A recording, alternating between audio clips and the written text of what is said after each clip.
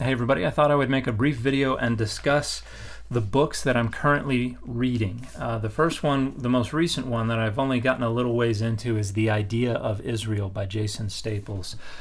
In Second Temple Judaism, a new theory of people, exile, and Israelite identity. And it's a pretty dense discussion so far, but it's going to be talking about the development of the concept of Israel as an ethnic group, as a kinship unit, and how in the Second Temple period into the Greco-Roman period, they kind of structured their social memory regarding how Israel came together and how that served their rhetorical and social goals.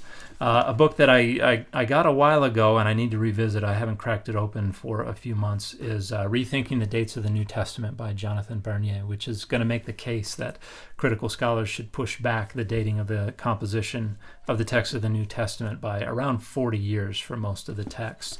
And it's been an interesting discussion. I think it really, more than anything, just reveals how tenuous our ability to gain some purchase on when these texts were composed is. And so I'm not totally convinced yet, but I still got a long ways to go, so we'll see. The next one I'm looking at is Tabernacles of Clay, Sexuality and Gender in Modern Mormonism by Taylor Petrie, who has a wonderful paper from many years ago on a Latter-day Saint theology, soteriology of homosexuality that I think anyone who's interested in sexuality within modern Mormonism ought to read. So I'm about a third of the way through this book. Great discussion so far. Taylor's a good friend and a great scholar. Next, we have a book I picked up at the annual meeting of the Society of Biblical Literature, Michael Bird's Jesus Among the Gods, Early Christology in the Greco-Roman World. And this is another publication within the debate about early or late high Christology. When was Jesus viewed as part of God's divine identity, as part of God?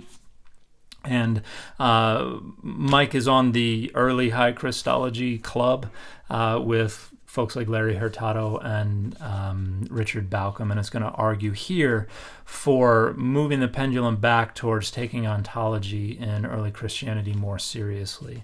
And so he's going to argue that there was a perception that deity was ontologically distinct in early Christianity, and that Jesus was considered a part of the divine side of that dichotomy and therefore should be included within God's divine identity, to pull from Richard Bauckham's Christological theory.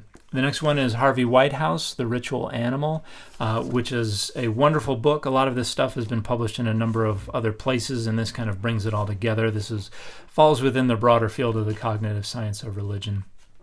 But Harvey has developed this theory of divergent modes of religiosity, and this idea that ritual comes in two different modes. One is the imagistic mode, where ritual is what he called high arousal and more rare, in many cases only occurring once in someone's lifetime. And then there's also the doctrinal mode, which is low arousal and more repetitive.